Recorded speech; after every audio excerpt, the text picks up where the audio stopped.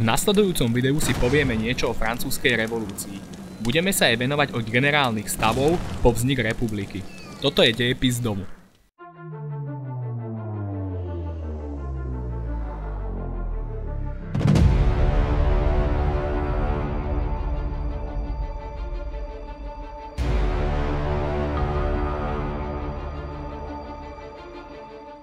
Francúzsko, jedna z najväčších svetových mocností v dejinách, prechádzalo na konci 18. storočia vnútornou krízou. Tá bola zapričinená niekoľkými faktormi. Francúzsko sa v posledných desaťročiach zapojilo do mimoriadne nákladných vojenských konfliktov. Išlo napríklad o vojnu o španielske dedičstvo, o 7-ročnú vojnu, alebo o americkú vojnu za nezávislosť. Tieto konflikty mimoriadne vyčerpávali kráľovskú pokladnicu. So zlou ekonomickou situáciou prichádzala kritika vzdelanej vrstvy obyvateľstva. Francúzski osvietenci sa pýtali, či môže byť štát riadený inak ako absolútnou a neobmedzenou mocou panovníka. Krajinou lomcovali aj iné spoločenské problémy. Obyvateľstvo Francúzska bolo od stredoveku rozdelené do stavov, a to na šlachticov, duchovenstvo a tzv. Tretí stav, do ktorého patrili mešťania a poddaní. Hoci tretí stav tvoril drvivú väčšinu obyvateľstva, mal najmenej práv a ako jediný platil dane. K spomenutým problémom sa pridávala aj katastrofálna neúroda z rokov 1787 a 88, ktorá zhoršovala už tak zlú hospodársku situáciu. Tá však postihovala najmä tretí stav. Král naopak žil v extrémnom prepichu Versailleského zámku. V tom čase vládol Francúzsku král Ludovít XVI z dynastie Bourbonovcov. Problémy v krajine sa rozhodol riešiť zvolaním tzv. Generálnych stavov. Generálne stavy boli akýsi snem, ktorý od stredoveku pôsobil ako poradný orgán panovníkov. V tomto čase však nebol zvolaný už 175 rokov. Zísť sa mal opäť v máji roku 1789. Napriek tomu, že tretí stav mal v generálnych stavoch viac zástupcov ako ostatné dva dohromady, nemohol ani jeden svoj návrh presadiť, lebo sa hlasovalo tradične podľa stavov. Čiže každý stav mal jeden hlas. Ak by sa hlasovalo podľa počtu prítomných, mal by navrch. Tretí stav, ovplyvnený myšlienkami osvietenstva a americkej vojny za nezávislosť, chcel rovnocenné postavenie v štáte.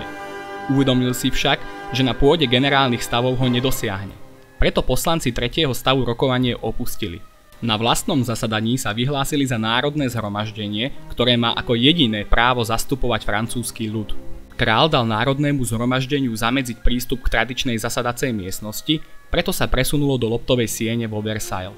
Tu jeho členovia prisahali, že sa nerozídu, kým nesformulujú pre Francúzsko ústavu.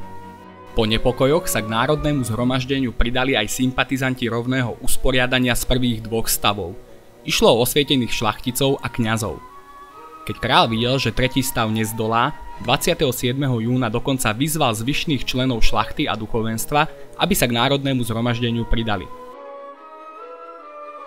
Touto výzvou král právne prijal existenciu národného zhromaždenia.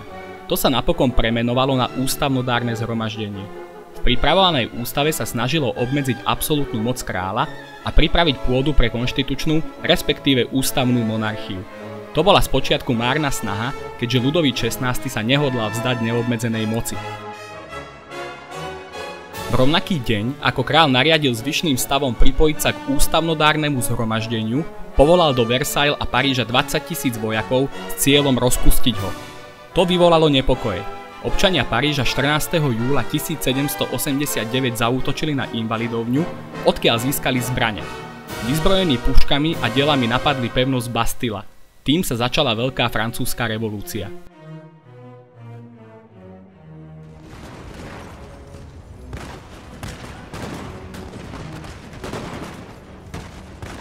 Parížania napadli Bastilu, pretože verili, že jej delá boli namierené na nespokojencov v meste a mohli byť použité proti ním. Vtedy však už táto pevnosť nemala žiadny význam. Ako väzenie predstavovala len symbol starého režimu, absolutizmu. Prvé mesiace po útoku na Bastilu boli veľmi chaotické. Ústavodárne zhromaždenie neúnavne pracovalo na ústave, no popri nej vydávalo aj ďalšie dokumenty. Dôležitá bola napríklad Deklarácia práv človeka a občana, ktorá rušila poddanský systém v krajine. Jedným z autorov bol markíz Lafayette. Niesla sa v duchu hesla revolúcie, sloboda, rovnosť a bratstvo. Štát mal existovať preto, aby pomáhal chrániť tieto základné ľudské práva. Ľudovít XVI samozrejme nebol spokojný s vývojom v krajine. Pokúšal sa dopady revolúcie brzdiť, aby si zachoval čo najväčšiu moc. Odmietal podpísať dekréty aj deklaráciu práv. Rozhnevaný dav, ktorý zburcovali parížske ženy, vtrhol v noci 5. októbra 1789 do Versailles a odvliekol kráľa aj s rodinou do parížskeho paláca Tuileries. Tu sa kráľ stal väzňom revolúcie. Ľudovít XVI sa čoraz viac obával o svoje postavenie a bezpečnosť. Upriamoval pozornosť k susedom. Jeho manželka Mária Antoaneta bola sestrou Leopolda II. Leopold stál na čele Habsburskej monarchie a bol rímsko-nemeckým cisárom. Spolu s pruským kráľom Friedrichom II sa obávali rozšírenia revolúcie do ich krajín. Navyše nemohli dopustiť potupu, pri ktorej ľud zbaví moci absolutistického vládcu. V auguste 1789 vydali tzv. Pilnickú deklaráciu. V nej sa obaja panovníci zhodli, že je potrebné zachovať francúzsku monarchiu a požadovali bezpečnosť pre kráľa a kráľovnu. Počítali aj s možnosťou vojenského zákroku proti revolucionárom. Národné zhromaždenie chápalo Pilnickú deklaráciu ako prípravu na vojnu. V lete roku 1791 sa panovník pokúsil ujsť z Paríža. Ľudovít s rodinou smerovali na východ do Habsburského Holandska. Kráľovskú rodinu spoznali pri mestečku Varennes a za sprievodu národných gárd dovliekli naspäť do Paríža. Král sa tým stal nepohodlnou a nespoľahlivou osobou. Medzi revolucionármi sa začalo hovoriť o jeho možnom zvrhnutí a nastolení republiky. Krátko po varenskom incidente bola po dlhých rokovaniach konečne prijatá ústava. Král, ktorého postavenie bolo po neúspešnom úteku veľmi chabé, nemal na výber a základný zákon štátu radšej podpísal. Francúzsko sa definitívne zmenilo na konštitučnú monarchiu. Oproti absolutizmu má Ľudovít veľmi obmedzené právomoci. Stal sa v podstate občanom, ktorému ľud prepožičiaval štátnu moc. Tá bola rozdelená na zákonodárnu, ktorú reprezentovalo Národné zhromaždenie, výkonnú v rukách kráľa a ministrov a súdnu, ktorá bola nezávislá od výkonnej. Národné zhromaždenie sa neskôr premenovalo na konvent. Bol to akýsi parlament, ktorý mal 750 poslancov. Tí reprezentovali rôzne politické názory, od umiernených monarchistov po radikálnych republikánov.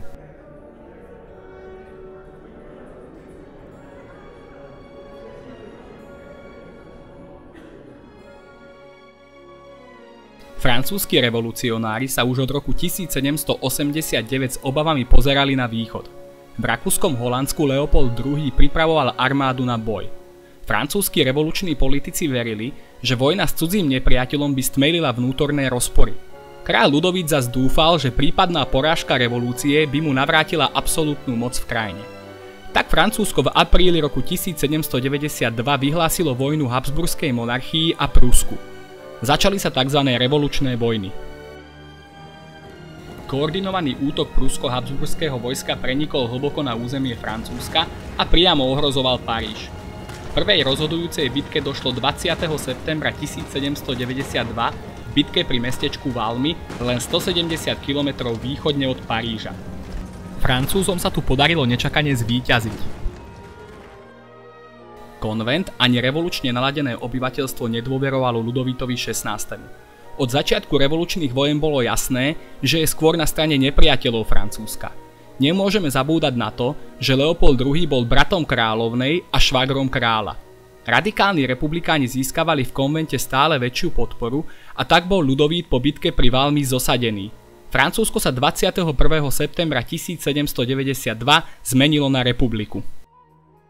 Zostávala otázka, čo urobiť so zosadeným kráľom, teraz už len občanom Capetom. Konvent ho obžaloval z vlastizrady. Maximilien Robespierre, vodca radikálnych republikánov, ktorí sa nazývali Jakobíni, počas súdneho procesu s bývalým kráľom povedal: "Pokiaľ ide o mňa, prieči sa mi trest smrti a k Ľudovítovi necítim lásku ani nenávisť. Ale zosadený kráľ v lone revolúcie, ktorá má ešte ďaleko k tomu, aby bola pevne zakotvená, taký nemôže byť zneškodnený uväznením alebo vypovedaním. S bolesťou vyslovujem osudnú pravdu.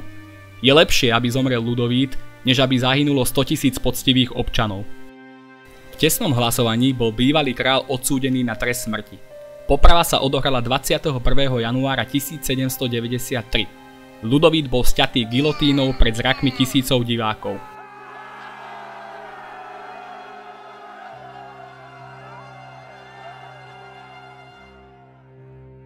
Rovnakého osudu sa dočkala aj jeho manželka Mária Antoaneta. Dcéra Márie Terézie a sestra Leopolda II. Bola popravená 16. októbra 1793. Korunný princ Ľudovít Karol, ktorý mal nastúpiť na trón ako Ľudovít XVII, zahynul v domácom väzení o 2 roky na to. Mal 10 rokov. To bola prvá časť francúzskej revolúcie. Ak sa ti video páčilo, daj like, komentuj a odoberaj. Dejepis domu môžeš sledovať aj na ďalších sociálnych sieťach, ako je Instagram a Facebook.